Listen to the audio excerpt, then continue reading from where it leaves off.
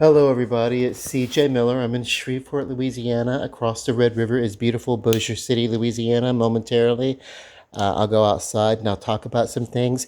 Right now, I just want to talk about my acquisitions today, my thrifting or whatever. So, this is a really, really neat coat. I got a bunch of these because it's not that often. It's made of. It's not that often I find coats that fit me as well as some of these do today. I have no idea. Made in Indonesia, I know that. Do you remember when imported was a good thing? Like imported cheese, imported wine, or whatever? Now that's kind of not the cool thing. It's like, buy America. Why is it that the most wealthy need us to buy their products, but they're world travelers, and so they don't buy American, they buy wherever they happen to be or whatever. So they, whatever. If you have someone and they're like a world traveler, they may buy in Milan or they may buy in New York or whatever. It depends, So yeah, if they have the freedom to buy wherever, why don't?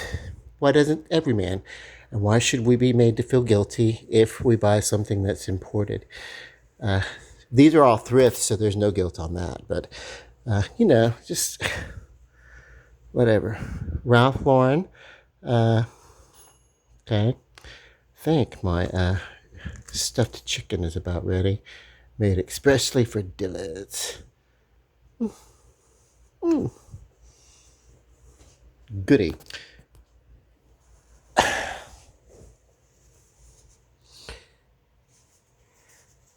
I'm assuming Hickey Freeman is probably the man's name that that's sewn into. I don't know if that's a designer or the owner, but it's a tag, so it's weird.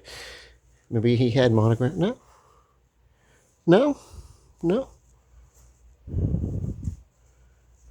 Maybe this is an actual. I know I love it. I love the workmanship and just everything. So there's this one.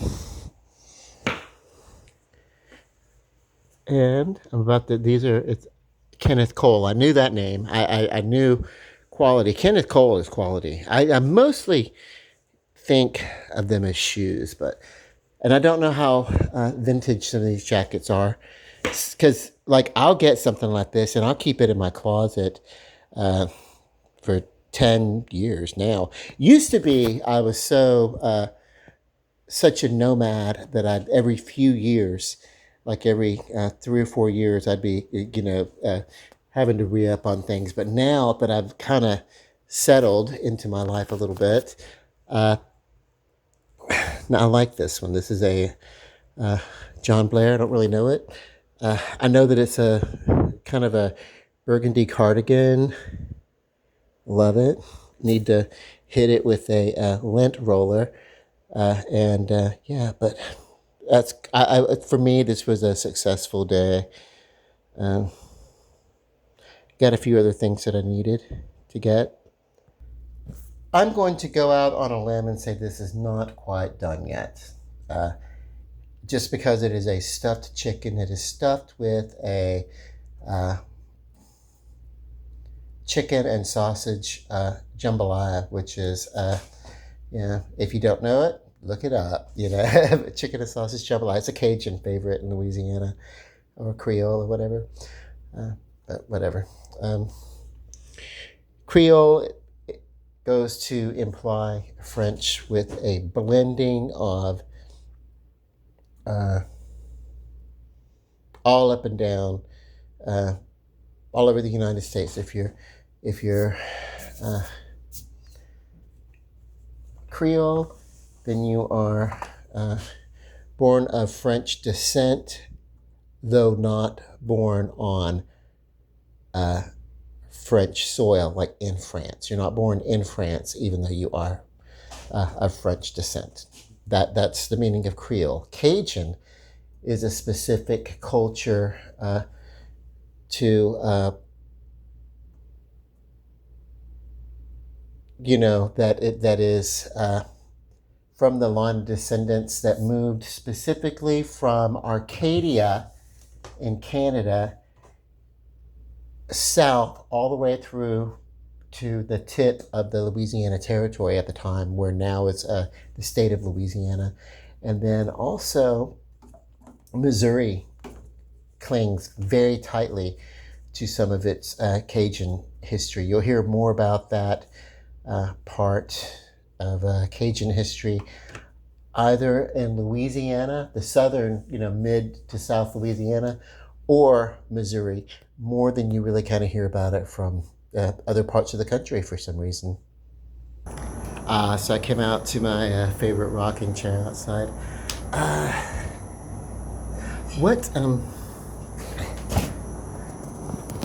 Also want to move a little closer to the thing because I want to prop my feet up and rock myself.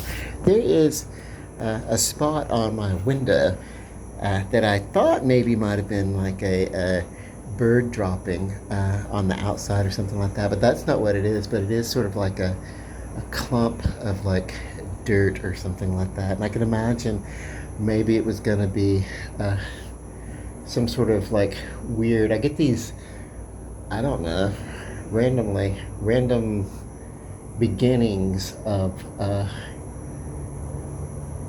flying insects or something like that, dirt daubers, that kind of stuff. A lot of dirt dauber kind of stuff. I don't know, but a lot less now that the construction's been complete. But what I really want to do is avoid any sort of like wasp or anything like that, but just flying insects like that at all I don't like to deal with. So as soon as I see any sort of sign of that, I try to hit it with like just scalding hot water, whatever. But always be ready to hit it, sweep it, run from it, whatever, just in case you end up getting something that's like a stinging insect, like a hornet or something like that. The heat has been, oh my God. But I've become acclimated to the heat now. Mid-July, it's taken me till mid-July to get acclimated to the heat this summer. Yeah, I do look a little rough. I didn't shave for a couple of days. Every once in a while, I just have to give my skin a rest, especially, when it's hot. It's like, and it's like, I don't have to worry about using my finest colognes or anything, because as soon as you step outside, you're gonna break a sweat anyway. Like all the antiperspirant in the world is not going to stop you from perspiring in the Louisiana heat. And I'm in Northwest Louisiana now. This is just saying, you got a little close to it. You get that nice summer, nice hot summer, and it's cool. It'd be a good day for the lake or something like that. The trick is finding people that want to go to the lake. I have gotten a lot more careful about who I ride around with, because one thing I don't want to do is be caught in a car with, say, for instance, someone who likes to vape. And if it's hot, then the choice is roll down the window and feel the heat and burn up, or roll the window up and get the vape from the vape pen or whatever in my face when I don't feel like vaping, because I don't vape, so why do I want somebody else? That kind of stuff. That was a recent thing that came up. And I was like, oh my God, I had to make some changes on that itinerary. Of course, when you do ride in someone else's car, you do have to follow that person's rules. That vehicle is an extension of their home, so it's like whatever rules happen at their home can happen in the car or whatever. So whatever. But okay, so I guess I'm still processing that. But I love to get out to the lake. Like today, if I could be at Caddo Lake, I would totally be floating around in that lake for real and just like loving it, you know. Um, yeah, I grew up on that lake. Well, I mean, I grew up in Shreveport, but I spent a lot of time at that lake, you know. And then they made a movie about it, and the movie does not capture at all the culture of the lake. It just really doesn't. Thank you for not making us all look like in that movie. You know, dumb backwoods people that you know that the movies always tend to make us look like. You know that actually the people it presented in that movie were presented a little bit differently. But still, the movie itself is just not exactly a good movie. I love it because it's beautiful. It was filmed on Caddo Lake, the movie Caddo Lake. I did a review. I think I rated it W for whatever. You know. Um, M. Night Shyamalan. Need I say more? Okay. So excited. I've got the countdown. I've already got the calendar flipped to September so I can look at towards the end of September because that's when my next little vacation begins. And it's not a big, huge vacation, although it is. It's going to be 6 or 7 days away from home, so that's good. It'll be a day of travel. We're going to go down that morning. We're going to stay the night before, to go down the day before, but I think we're just going to wake up that morning and drive down, and then go right to the ship and embarkation day. But we're going out of New Orleans, and we're just going to go to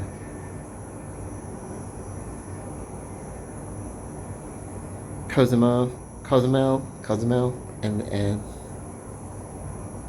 someplace else. Uh,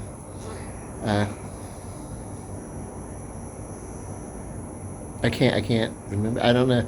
The reason why I can't is because I have like another trip that I'm taking in February. That's also a cruise, and it's going to some places in the Caribbean as well. And I'm getting them all like mixed up, you know. But my first one, and my friend Jay is going with me. Now Jay is interesting because he's like, hey, I've taken these cruises that he's mostly going because it's my first trip and I won't have to be like questioning someone. He's kind of playing like an experience guide on this one, you know, so that I'll feel comfortable going on my own because I do prefer like I like to have when I go on my little adventures. I like to have someone with me because it's nice to share those memories, make those memories. But also, I've learned that if I'm with another person or group of people or something like that, I'm subjugated to usually their agenda and don't really get to do the things that I want to do, which is kind of really get off and like kind of like just do some exploring of some local kind of stuff. I am so for taking a tour-based cruise. I'm the kind of person that just loves to go anywhere and get parked in a strange city and just kind of do a little bit of exploring for a day or so. And then, yeah. Well, really, these days, come on back home. It used to be when I was in my 20s, it was like, move on to the next city or whatever. I was doing that whole, like, roaming around nomad kind of thing. I did that, oh my God, way longer than I should have. Way into my 30s, and then occasionally into my 30s, going into my 40s. Maybe I went back and revisited some of those places, but nothing new. But really, in my 20s, I did a lot of exploring. Yeah. The United States is such a large country that it's easy to forget that there are so many different cultures within our country that it can feel like here in Louisiana, Northwest Louisiana, it's an entirely different feel than, say, Erie, Pennsylvania, way up north, you know, where I've been, but only for like just for a weekend, and I was so. Uh, that's not really long enough to really, you know. It's like you go there and you see some things or something like that, but it was in the dead of winter, and I barely remember the experience because we were wasted, you know. So that's something else. Now I take a little trip or something. I'm not blitzed out of my mind, so I actually can remember for the most part what happens. But what's going on? Oh, I'm so excited because I've been doing a lot of. I've kind of postponed until a trip because I want to know if I'm gonna have like some different reflections to add to my uh, collection of poetry. That's going to be my first publication. I was going to do it much earlier. I decided to push it back and wait. And then, so sometime in the fall, going into the winter, uh, is when I'm going to do that. But there's going to be some. I'm gonna have. I found out, hey, a good way to self-publish is working with the right apps, and it's a lot to set up. But there are guides and there are ways that I can find, and so I think that I have the book formatted. I know I have it. I see the way it looks for me. Now it's a matter of taking this formatting and putting it into a volume that works for the type of publishing that I want to do. And this is going to be a smaller publication. It's not going to be a full-on novel. It's a collection of poetry, and so. It'll be it'll be a smaller collection, but it's also going to be my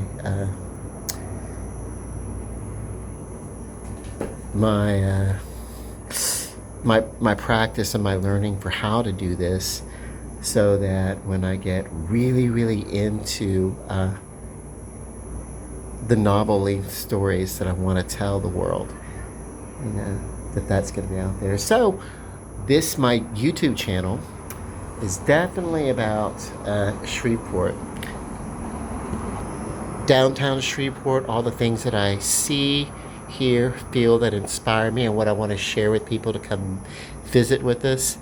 But upcoming, it's going to be a lot about travel that I'm going to be doing, and reflections and everything, but it's also going to be about a journey of another type, which is of a creative journey. Whereas, like at one point, I was doing a lot of paintings. I was doing, and those paintings are on my wall in there. But except for one of them I gave to an acquaintance, a friend of mine.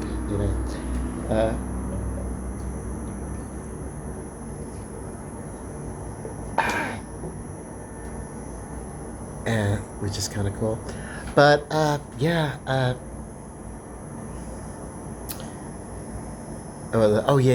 It's so hot out here, man. Gotta stay hydrated. I got Coke Zero. I've also got this really new coffee in here I want to go check out. So we're gonna talk about coffee. But yeah, so I was talking about art and everything and how to decorate the house and everything. And we're gonna be talking about travel. Going in September, and not just talking about it, but doing some of it, and Jay, I was going to segue here. I'm back to my Segway. Not my little Segway scooter, but Segway. I'm going to go to probably in April. Gonna finally get around to visiting my good friends Paul and Jana, a married couple. They live up there. They used to live here. Now they live up there in Mountain View, Arkansas. But you have another friend who lives in a place called Parkview in Missouri. So between all these views, but yeah, Mountain View, Arkansas. And I had this great conversation with them. And it was one of these things where, when you talk all the time, when you're on the phone on a daily basis, sometimes you'll run out of things to say. But I think we've all found this rhythm Paul and Jana and myself, and it's like that. Every month or a couple of months is great for us to have this real wonderful talk, because then it's like, wow, we get to catch up on everything that's been going on. Whereas when you talk every day, or when then it's like everything. And so I have this benefit where I am not on Facebook, and I don't have daily notifications of this and that and everything like that. And that's kind of cool. I can tell you that my stress level in the years that I've gone off Facebook uh, have come down, because whereas it started out, because I was all the way back to 3G phone when they first came out with an app that you could put on, and you could, and it was basically just like Twitter back then. You could have your face and you could say some things and you could make connections, and then what you could say was maybe just a couple of lines in a message. You couldn't really do a whole big huge paragraph which or article, and then you couldn't do videos like this. That all came later, and everything, and it wasn't politically weaponized yet, when I started. But that was shortly what it turned into. And then for years it was like, wow, there's potential for all sorts of things, but at the same time, oh, and that is some sort of little flying insect out here. Hang on. Hi. Where did you go, Beelzebub? That's what it is. That's what that right there is. And that up there. I'm gonna come back and get that one too. Anyway, it's like, yeah, they're flying around here. It's hot. They're just trying to get inside, make like some sort of like clay home for themselves. But I'm not the one, bruh.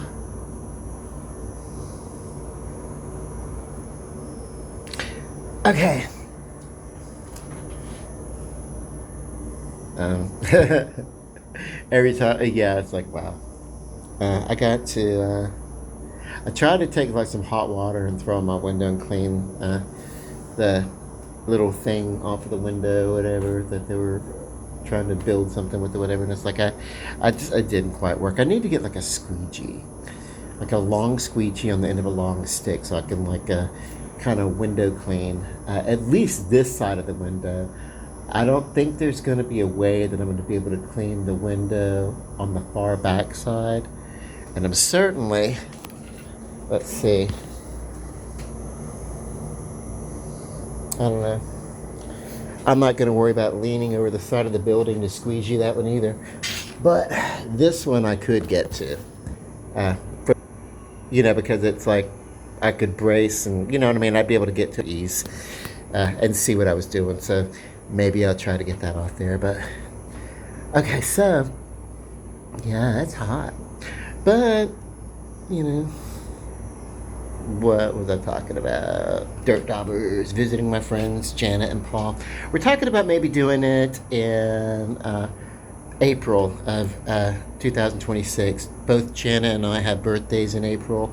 We used to always celebrate our birthdays kind of close to each other, almost make like a little, hey, it's your turn, now it's my, you know what I mean? So, yeah, that's kind of cool.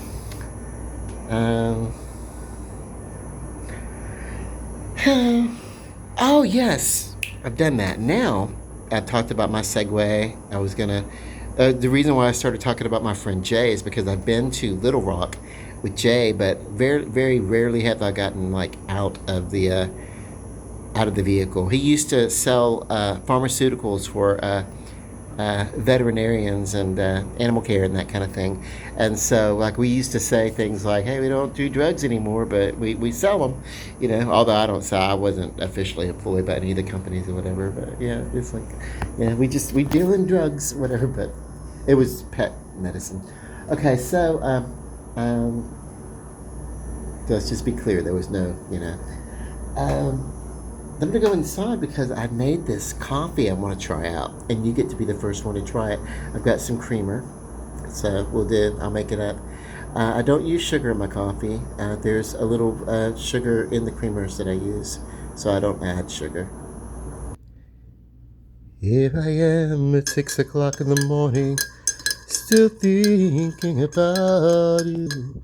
I don't know. Anyway, so this is the coffee that I'm going to try out. My first time having it. So this is family owned community coffee. I don't know what it is about Louisiana. For some reason, there was a thing in the 80s growing up, community coffee, whatever. It was a big Louisiana thing. So everybody in Louisiana, for some reason, there is it community? Is it whatever? And it's like I get it. I'm loyal to Coca-Cola. The people here, we're loyal to community, where the rest of the world is like Folgers, and I don't even know if it had a local thing or not. But this certainly. Let me check out the back of it. Community, but this is dark and bold espresso roast. Whatever. I just made it in my coffee maker. And I did it on the bold setting. So it's 4th generation owner. Good for you, bruh. Should get in contact and get the history. Making a difference, cup by cup. We believe it is important to do more than make great coffee by supporting giving back to the local community. And so maybe that's cool. Maybe that's one of the reasons. But also, how about just, that's neat. Maybe you just charge less. That way we'll have more money in our own pockets to decide what we want to donate to coffee or not, or to communities or not. Arabica coffee. I don't think that's an exotic coffee. I've seen that. Anyway, it's probably nice. It gives you a recipe. I'm sure mine is not. I'm sure I overpack my coffee. I came to appreciate coffee mostly in the rooms of recovery, your 12-step meetings. So if you have ever, there's 2 ways that they make the coffee. Weak as fuck and strong as hell. I have a vanilla caramel creamer, refrigerated pourable. So we'll see. Ooh, I like this. I really like this. This almost does taste like an espresso. This almost makes me want to get some whipped cream and put on top of the coffee. I made a whole pot of this. Darkest roast, ground darkest roast. Okay, so there's another coffee I got. Let me go check it out. I didn't realize this was a community brand. I just saw the espresso roast and went right to it. Yeah, the other container of coffee grounds that I got ready to go. Huge, by the way. I don't even need to say the name if I tell you that it's mountain grown. So, but it's Folgers. As basic, big, huge Folgers. And anyway, I really like this. Extra bold, full body taste. Probably put too much in the, but it's good. It has a great flavor. It's very bold, very bold. And then I brewed it on a bold setting. Strongest brew for the darkest roast. And just enough to give it a good caramel flavor, good caramel color. I don't like the coffee to be so blonde. What's the point in drinking?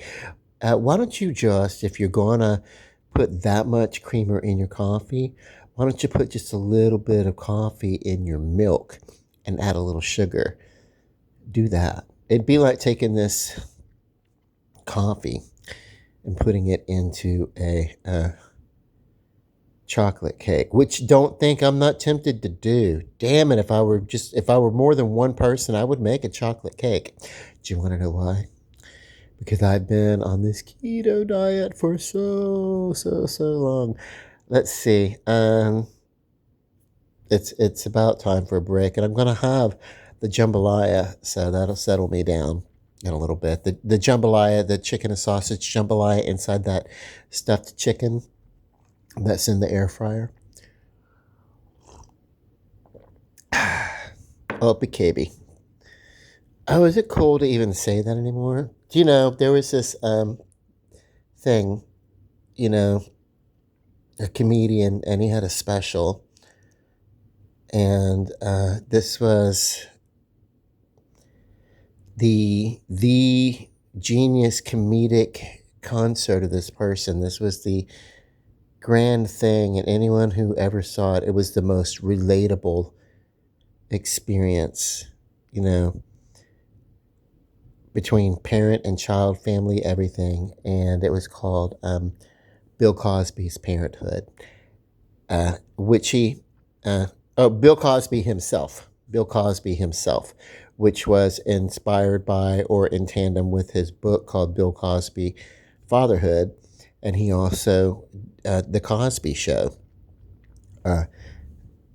kind of spun off of that, kind of played with that a little bit. And then later on, Cosby, another show.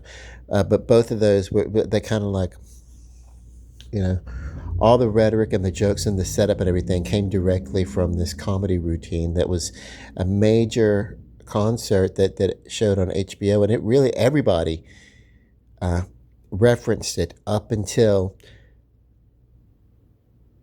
Bill Cosby and his, getting caught with his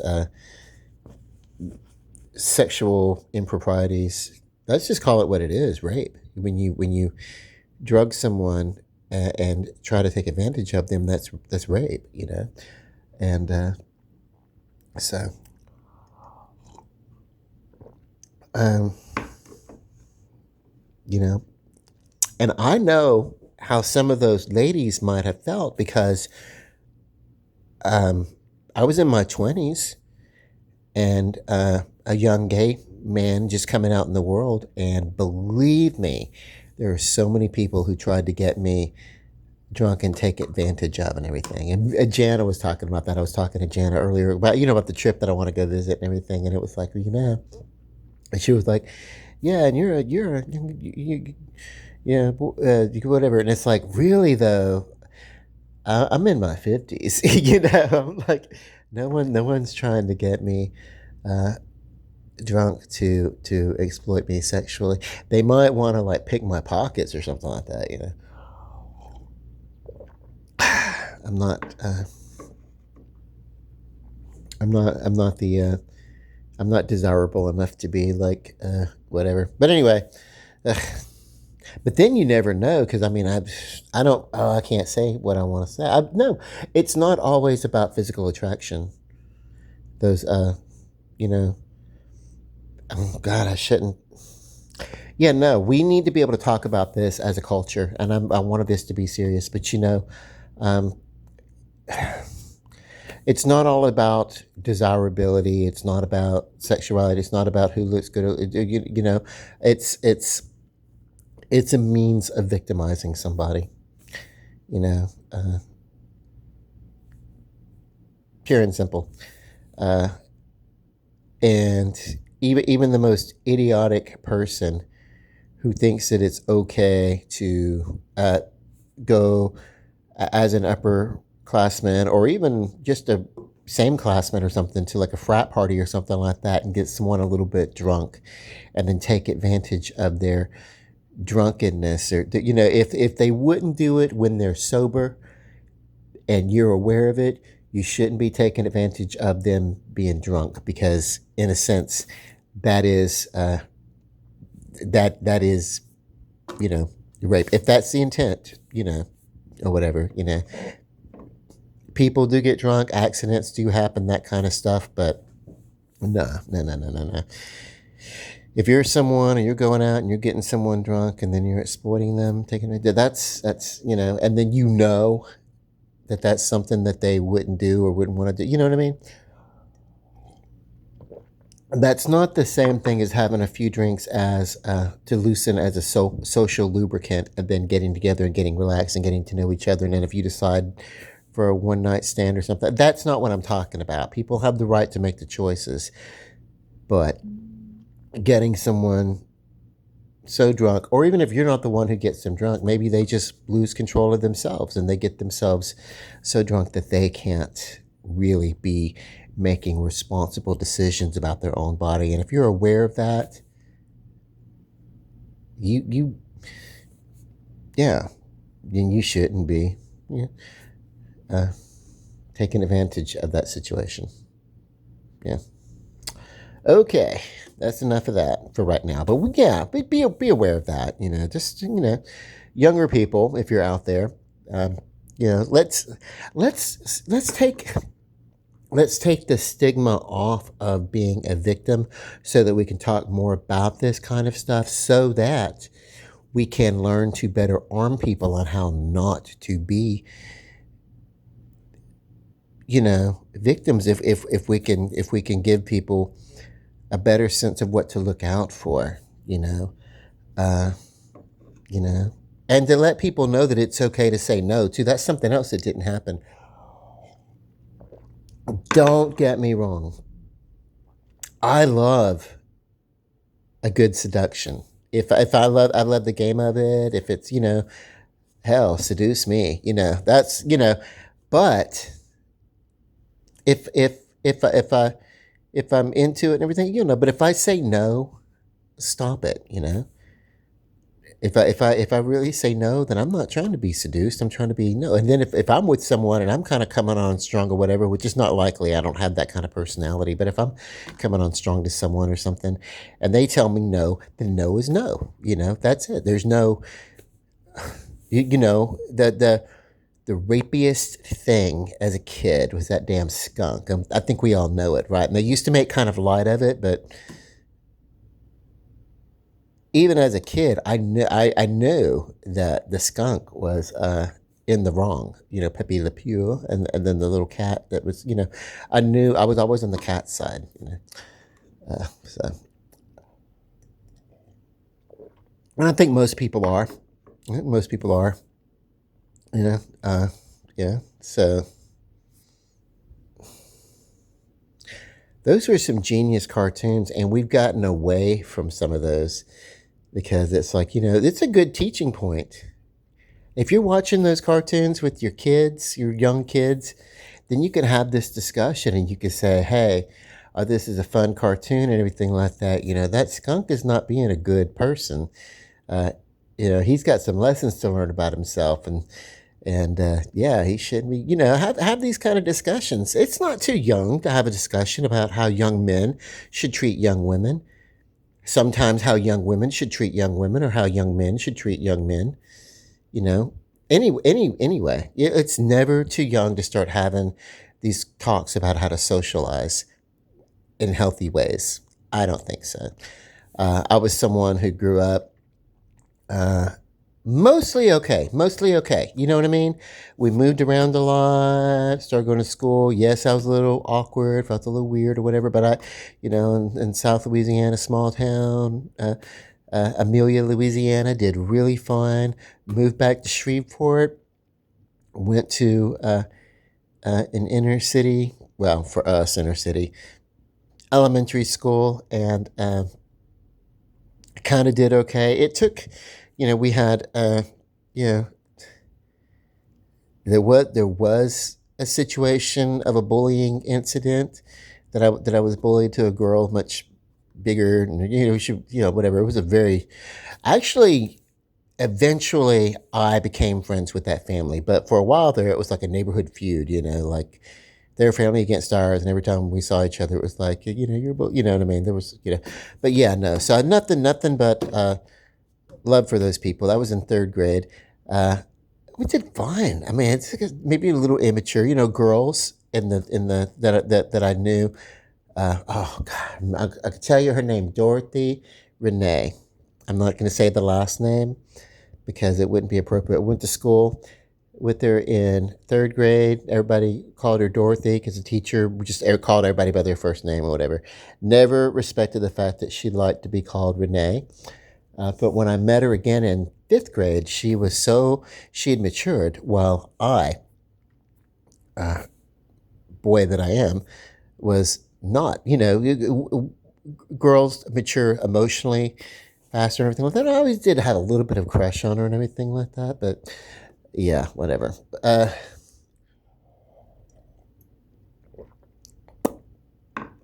She was way too cool for me though, so it didn't work out. But I was also like, oh my god, what's happening to you? I'm watching these young women grow up, and some of the boys were not, and then some of them were, but it was like, yeah. But that is kind of the year that I started getting like interested in people, you know, boys and girls. I really had crushes on boys, but occasionally a girl. But yeah, I don't know. But I always get into talking about my past or whatever when I do these little videos. But I don't think it hurts anything. What I'm gonna do is I flip this around and let you see my face. What's wrong with my face? So you can see my face. Look. Okay, great. I don't think the house is not too messed up, so I must take my face. My there's a joke around, call it like a gay lisp. I had this lisp when I was like a little kid, when I was like in kindergarten, 5 years old, and then we did a round of speech therapy that trained me away from that, what you would call an impediment. So I didn't have the lisp. I really didn't. It was, even through like crooked, snaggled teeth and everything like that, I just didn't have it. And then a few years ago, I chipped this tooth. One of my best friends in 5th grade, we were just horsing around on the playground. I got a chipped tooth up here, and there went most of my life with that chipped tooth. That kind of stopped it from being more bucked or bulging than what it was, sticking out than what it was. A lot more. It would have been. I would have grown up with a lot more of a snaggled, tooth kind of situation. But for that chip, which made it look visually a little bit more. Maybe you could see the chip, but it wasn't like. Yeah. And so, but I did my entire adult life, and dentist wouldn't do anything about it. And then finally, a dentist said, "No, we can. We'll just file this down and this and that, whatever." And like underneath this cap is like this something that looks like a little bitty baby tooth. Looks like a little tiny little baby tooth. That's so funny. But yeah, it's a permanent so far, hopefully. Thing. That's kind of cool. I've been happy with it. But yeah, I was talking to my friend Janice. She's the one that gave me this hat. We were talking about, she was, yeah, we were talking about it. We were talking about hats because I wear hats a lot and everything. She was like, "How's your hair and this and that and everything?" And I'm like, and then I'm like, I'm walking around outside, but I'm wearing a hat. And I thought, by the way, I'm wearing this particular hat, which just came from her. So it was like, that's kind of cool. So, yeah. What, this coffee is delicious, by the way. And I'm so glad I made like a whole pot. I wish that I felt like making cake. I do not. I have learned a secret, and I should have known this. Take a little bit of coffee and put it in your chocolate. It really will bring out that coffee flavor, even if you're using a box mix. If you're not making a cake from scratch, but a box, use maybe a fourth of a cup of coffee in there. Just a little bit, just to pour it in with your other fluids. It'll really bring out the boldness, that natural boldness within the coffee that some box mixes tend to overly sweeten, if you know what I mean. So I remember the very first time I made a chocolate cake. This Bisquick product that's still out there. I've used it a couple of times. I still love their recipe for cheese balls, sausage balls or whatever, if you can find it. There used to be in the 80s this recipe for a velvet crumb cake. Well, here I am, 3rd grade, right? 3rd grade. with this box of Bisquick. I've got cocoa, and I realized the cocoa is bitter.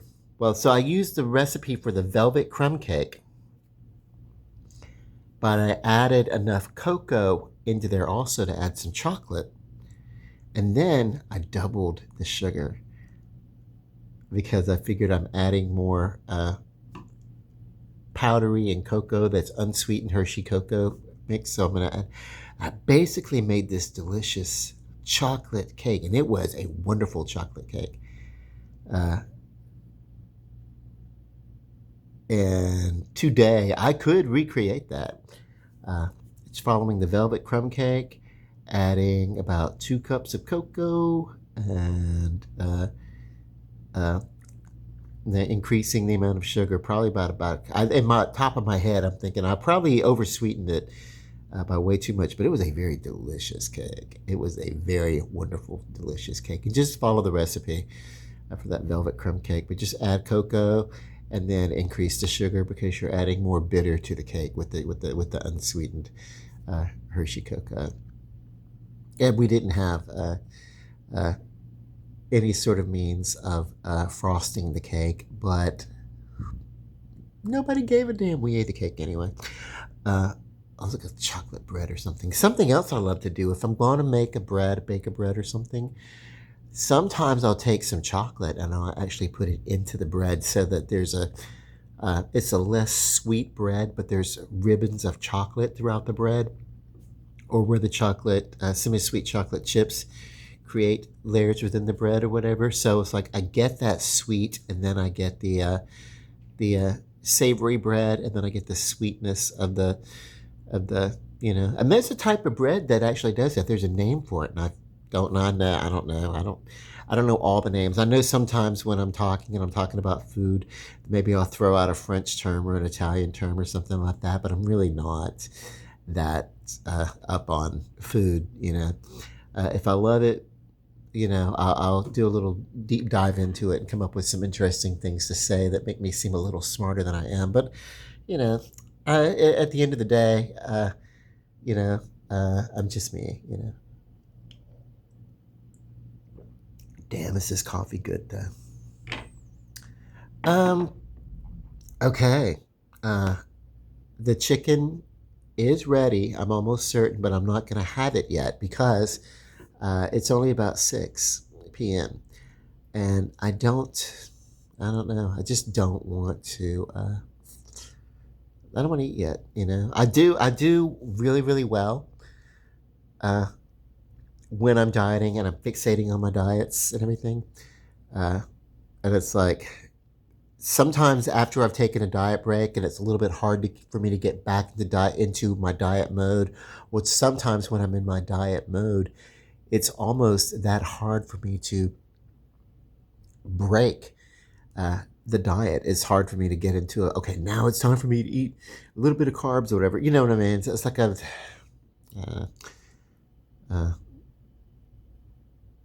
I think one of the things that helps is I've had this really, really good, robust, delicious coffee. There was a little bit of sugar in this creamer. I probably used about a 16th of a cup in here to sweeten it, to lighten it, and everything like that. But there is sugar in that creamer, and that a little amount of sugar probably satiated my carb craving a little bit. So that's kind of cool. Just a little bit of sugar without going over can help the body like calm down, when you feel like you're jonesing for a little bit of sugar or something. I don't know. But also, I want to wait until, at least until nighttime or whatever, when the sun goes down a little bit. Around here, that'll be about 8:30, 8:45-ish, going into 9 o'clock p.m. That's maybe when it will be. Maybe I'll eat a little dinner, but really, ideally, would be to push it till midnight. Midnight is my, 12 a.m. midnight. That's my all my nutritional numbers. The way I keep track of them, they all start over at that time. In the night going into the morning.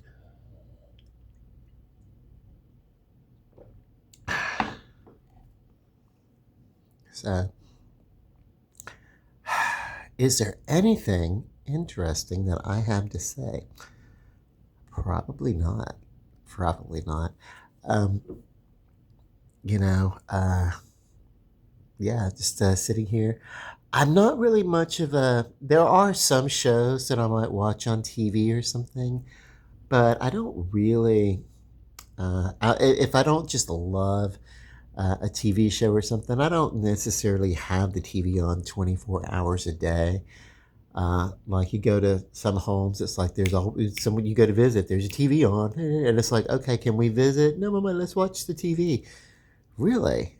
Why don't we entertain each other instead of that TV? I grew up in a home where the TV was always on. We had a TV, that TV was turned on.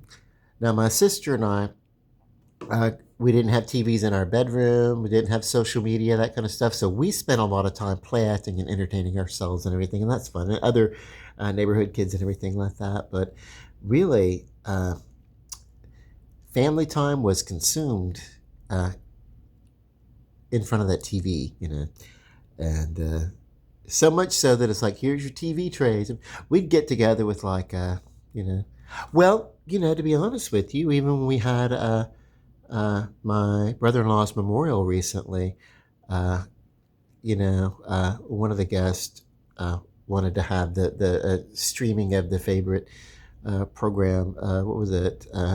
King of Queens or something like that. That was like popular in the '90s. I don't know, whatever, uh, whatever, or the aughts or whatever going into whatever, whenever it was like a Kevin James and Lisa Remini or something. But yeah, that sitcom, yeah, King of Queens. So I kind of turned that on and kind of like let that be low key. But that was mainly so that people could feel a little comfortable and a little familiar in the situation. There is something familiar about uh, some classic TV shows or something like that. If someone comes over, music that's popular, instead of having like just silence or something, have something. If somebody comes over, at least have something on in the background. I don't think it should take the forefront.